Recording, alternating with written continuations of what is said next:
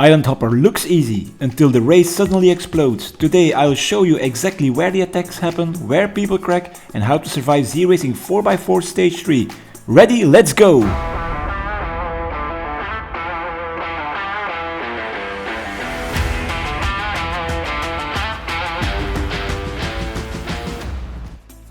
Island Hopper is fast, punchy and full of sprint points.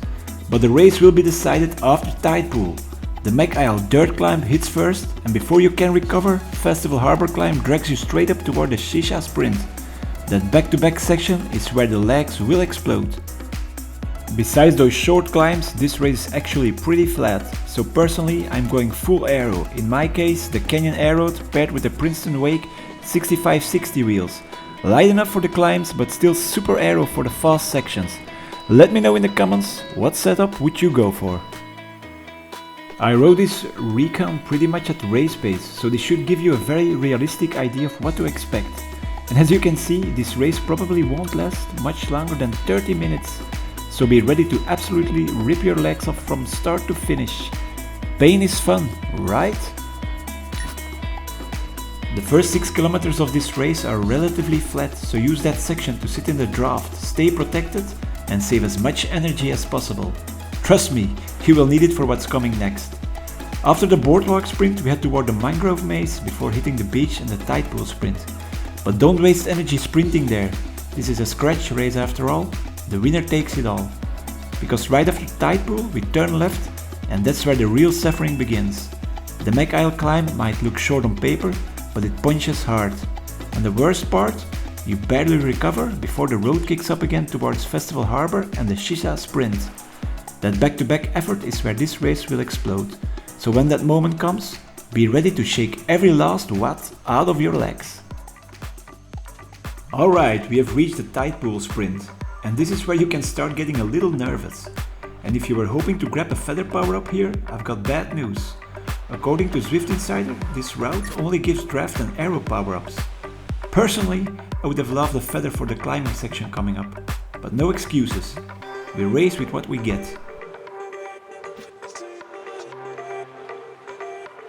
When you start seeing these giant carved statues appear in the mountains, you know what's coming next, the Mech Isle climb.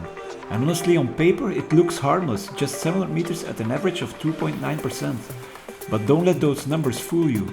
This is exactly the kind of climb where the punches are going to drop a bomb and try to split the field apart. So be ready to go deep, but don't completely blow yourself up here, because after a very short descent, the road kicks up again immediately into the Festival Harbor climb. And that one is longer, tougher, and probably the decisive moment of the entire race.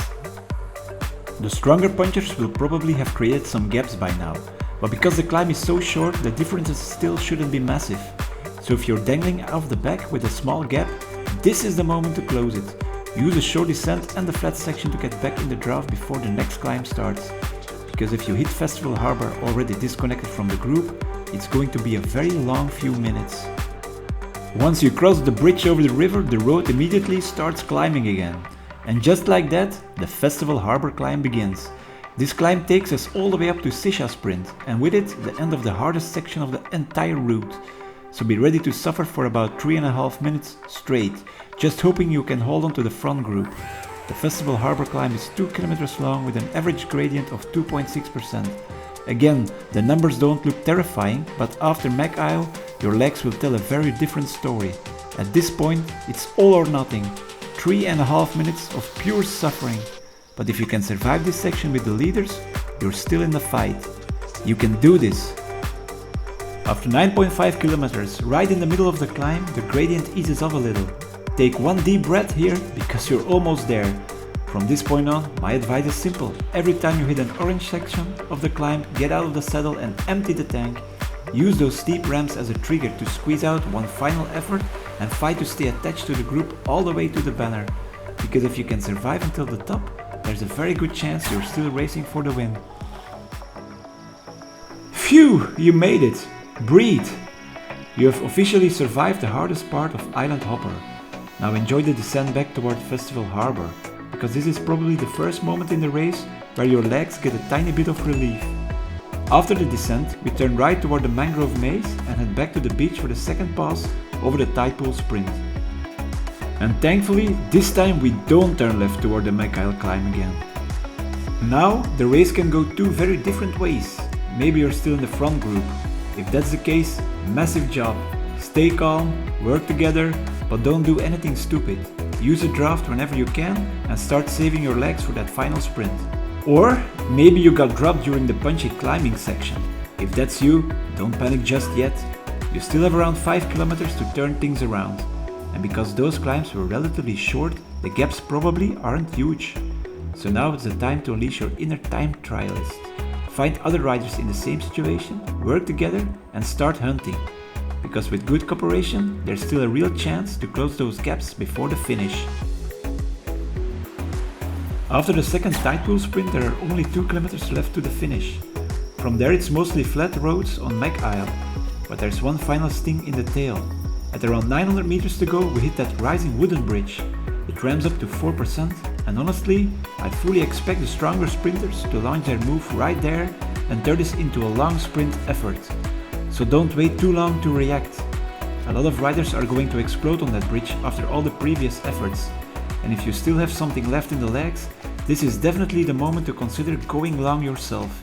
Because if you hesitate and let the gap open there, you're almost guaranteed to arrive too late for a top 10 result. Perfect, that's Island Hopper. Survive Mech Isle, survive Festival Harbor, then recover fast and stay sharp for that final bridge. If this recon helped you, please subscribe. A lot of people watch these videos but don't subscribe yet. And that really slows down the channel's growth. We put a lot of time into these guides, so your support means a lot. And by the way, it's free. Thanks for watching, good luck in the race, and I'll see you in the next one. Bye bye.